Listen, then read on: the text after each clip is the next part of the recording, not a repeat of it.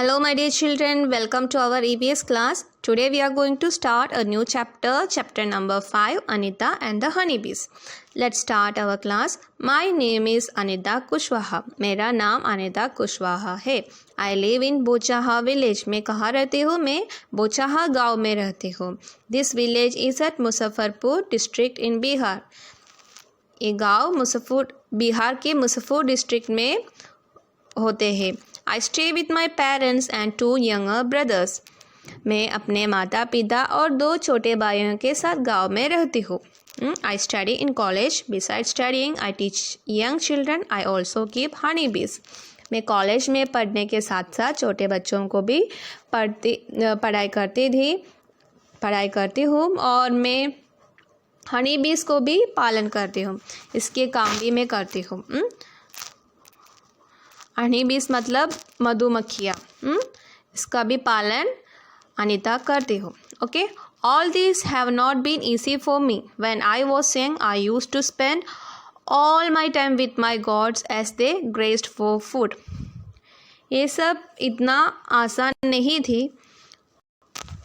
जब मैं छोटी थी तब मुझे बकरियाँ चराने जाना पड़ता था. I always want to go to school, but my parents did not like the idea of girls going to school.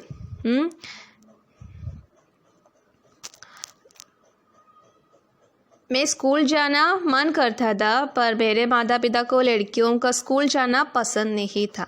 Okay children, नीचे आपको कुछ सेंटेंस देख सकते हैं. This is a true story. ये एक सच्ची कहानी है बच्चों. Anita Kushwaha is an ideal for the girls who have changed their life by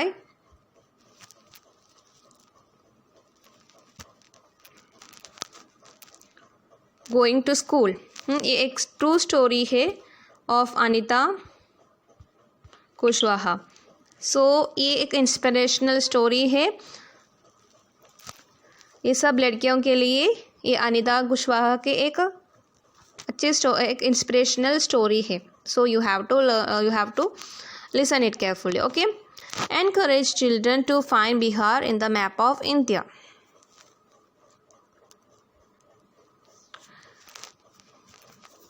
So children, you have to find in our map you have to find where Bihar is located. Okay.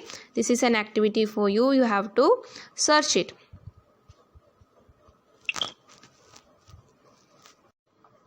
Next page number 33, a dream of school.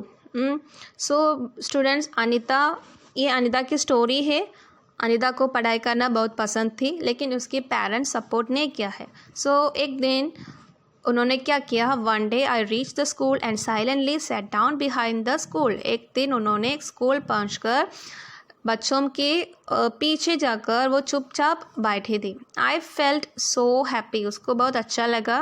When I came back home and collected courage to talk my parents about school but they clearly told me not to go to school. I cried a lot. उन्होंने कोशिश किया जो mummy papa के साथ बात करने को. क्या हुआ आज स्कूल में जाकर, क्या हुआ, वो सब उन्होंने बताया लेकिन पेरेंट्स सपोर्ट नहीं किया है. वो टाइम में भी पेरेंट्स सपोर्ट नहीं किया. उन्होंने मुझे स्कूल जाने के लिए बिल्कुल मना कर दिया है. उस दिन मैं बहुत रोई. She cried a lot.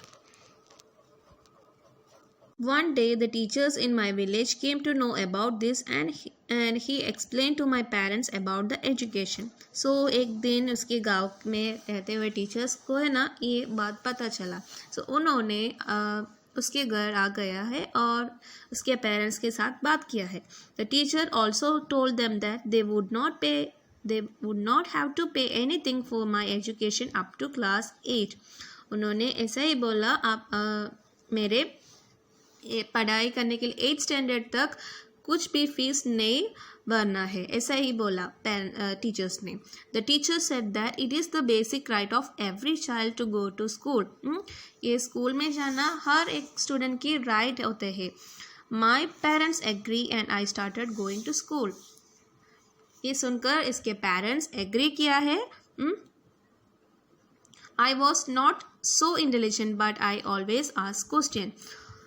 मैं पढ़ने में उतना इंटेलिजेंट नहीं होता है इतना होशियार नहीं है, लेकिन मैं बार बार क्वेश्चंस पूछती है।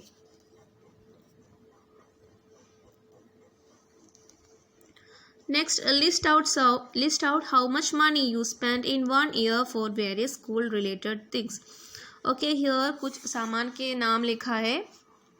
Next, how much money you are spending for those things. Okay, travel to school and bag, notebooks के लिए कितने पैसे स्पेंड करते हैं, यूनिफॉर्म के लिए school bag, lunch box, shoes, footwear, other things, ये सब आपके पेरेंट्स के साथ बात करके आपको ये टेबल फिल करना है. Okay, next page, how much money did you spend on your books this year. आपने इस साल स्कूल की किताबें के लिए कितना खर्चा किया, ये भी आप पेरेंट्स के साथ बात करके लिखना है. Next, draw a picture of school uniform of your choice in your notebook and colour it. आपके स्कूल यूनिफॉर्म की पिक्चर आप नोटबुक में ड्रॉ करना है. इसके बाद इसमें आपकी फेवरेट कलर्स लगाना है. Okay, next, study is continued. अभी हम हानिदा की स्टोरी बताते हैं जो उन्होंने स्कूलिंग स्टार्ट किया है. So she is continuing her studies. Okay, next, look children, what happened. I passed class 7. I knew that the cost of my study would increase now. उन्होंने स्टैंडर्ड 5 पास हो गया है और उसको पता चला कि उसकी पढ़ाई के लिए खर्चा बढ़ जाएगा, है ना. My parents were not ready for my education but I want to study. उसके पेरेंट्स को उसको आगे की पढ़ाई करने के लिए तैयार नहीं थे, पर मुझे तो पढ़ना था. I started to teach younger children. मैं अपने से छोटे बच्चों को पढ़ाई लगी. From that money I continued my study. उससे मुझे पैसा मिलते हैं और मैंने मेरी पढ़ाई कंटिन्यू किया है. Okay, let us talk. Every child has the right to study. Education up to class 8 is free. What do you know about this? So children, हर एक स्टूडेंट की राइट है पढ़ाई करना. Here अनीता को पहले पढ़ाई करने के चांस नहीं मिलती थी. सो इसकी टीचर्स इनिशिएट किया है. उसके टीचर्स की मदद से ये टीचर्स पेरेंट्स को कन्विंस किया है. सो इसको मौका मिल गया है ना, पढ़ने की चांस मिल गया है और उन्होंने पढ़ना स्टार्ट किया. 5 स्टैंडर्ड में उन्होंने ट्यूशन भी स्टार्टेड किया. बच्चों को, छोटे छोटे बच्चों को ट्यूशन कर लिया और ये इससे वो इनकम, इससे से हमको उसको पैसा मिलते थे, जो पैसे वो उसकी पढ़ाई करने के लिए स्पेंड किया है. Okay, next let us talk. So here जो 8th स्टैंडर्ड तक एजुकेशन फ्री होते हैं. सो हर एक स्टूडेंट्स को ये फैसिलिटीज़ मिलते हैं और एजुकेशन हर एक स्टूडेंट की राइट है.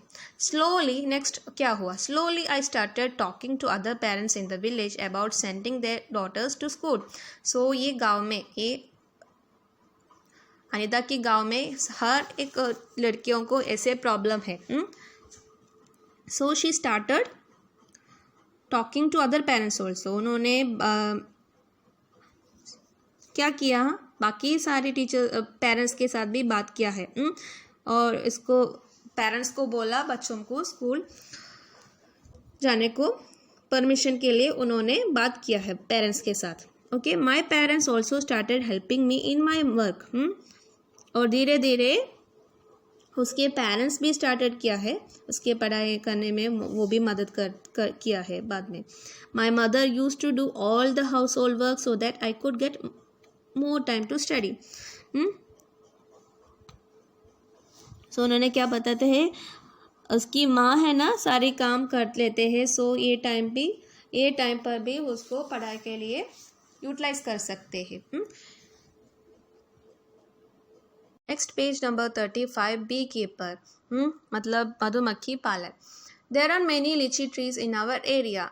अनीता के घर के इलाके में, गांव के इलाके में बहुत सारे लीची ट्रीज ग्रो करते थे. Honey bees are attracted to the लीची फ्लावर. सो ये लीची फ्लावर से हनी पीने के लिए जो मधुमक्खियाँ उधर आते थे. So many people do the work of beekeeping. So इसीलिए जो वो गाँव वालों हनी बी को पालन करते थे. Government also provide training for that. Government भी ट्रेनिंग्स देते थे. I join this training. So Anita भी ये ट्रेनिंग में ज्वाइन किया है. I was the only girl in this. उन्होंने अकेली लड़की थे ये ग्रुप में, ये ट्रेनिंग का.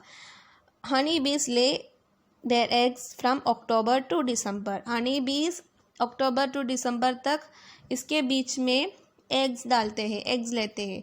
This was the best time to start beekeeping. So ये अक्टूबर टू दिसंबर ये टाइम में हम पालन करना स्टार्ट करना तो अच्छा रहेंगे.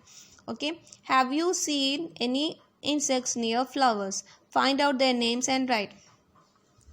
क्या आपने ऐसे कुछ इंसेक्ट्स को फ्लावर्स के आसपास देखते हैं कई बार?